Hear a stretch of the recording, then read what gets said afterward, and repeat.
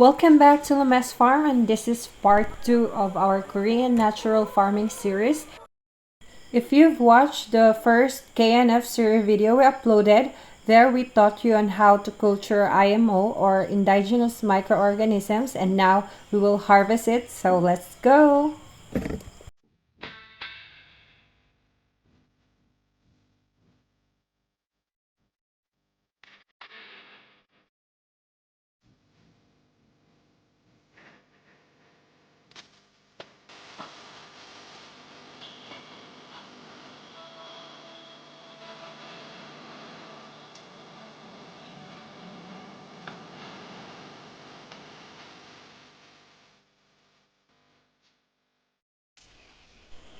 We started culturing IMO last February 24, and that was last Saturday, and today is February 26, so 2 days ago.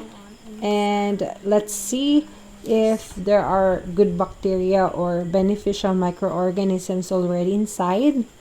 And as you can see, the good bacteria did not fully develop yet.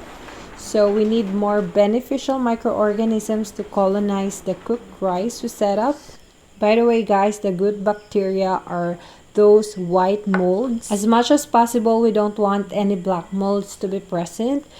Since it is rainy season, we will need more than 3 days to culture them. So let's check again after 2 days. For your information, guys, beneficial microorganisms are more active during dry season. They're cultured faster during hot season. So they really like hot temperature. So let's go and wait for another 2 days. But if you can check it every day, you can. The better.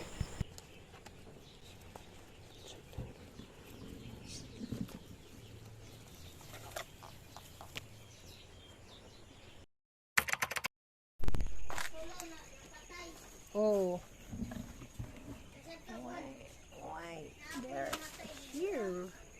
It's going outside. You see that, guys? It's a good bacteria.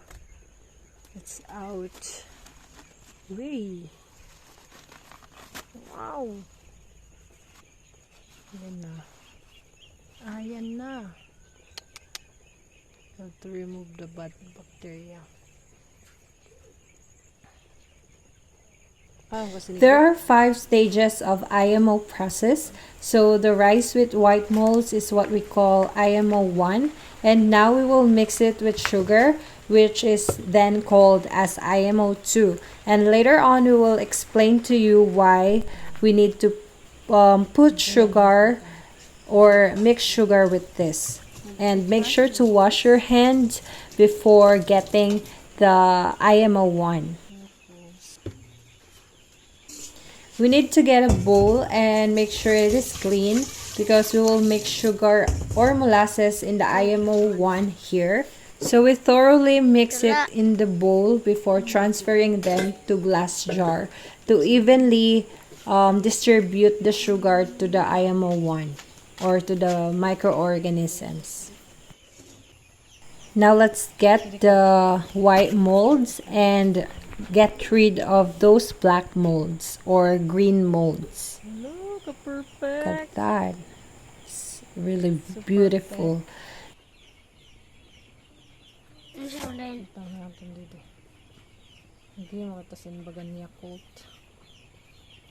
that, guys. It's really perfect.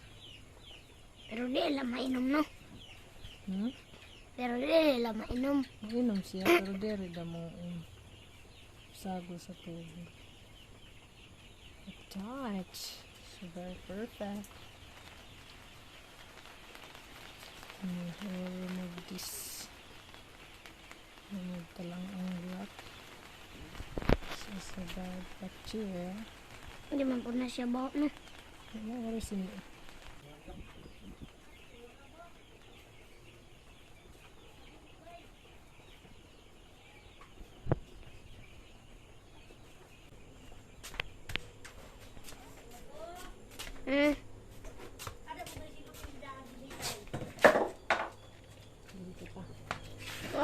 Unsa?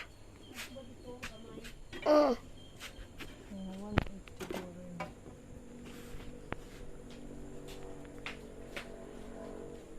Ubus na molasses, te? Ano nga jabay da kasulod man ito sa larong lamisa ang kilo niya guys. Okay, so make sure to weigh the IMO 1 because the ratio is always 1:1.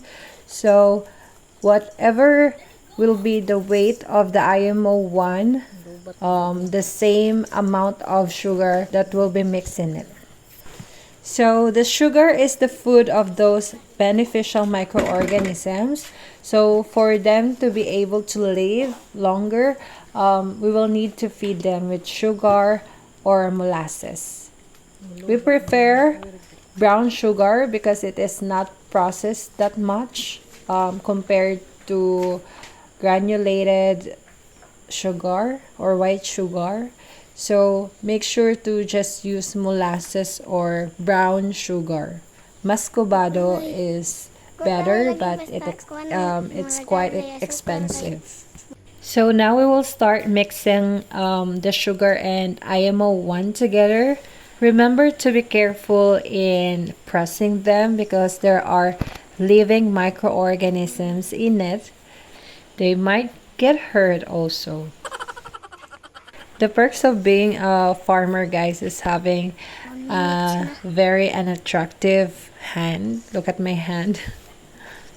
The veins are so visible. But anyway, as long as you are happy in what you're doing, so just continue doing it. Yan guys. It's worth it anyway. So we're done mixing them together thoroughly and we're going to transfer them inside a glass jar and the cover will be tissue still, and after 7 days the IMO2 will be ready, and that can be ready to use as foliar fertilizer. We will teach you also on how to use it. And that's all for today, guys. We hope that you liked this video and I hope that you also learned from us. I know it is quite confusing and you don't know how to start, but actually the secret is just start and you will figure it out.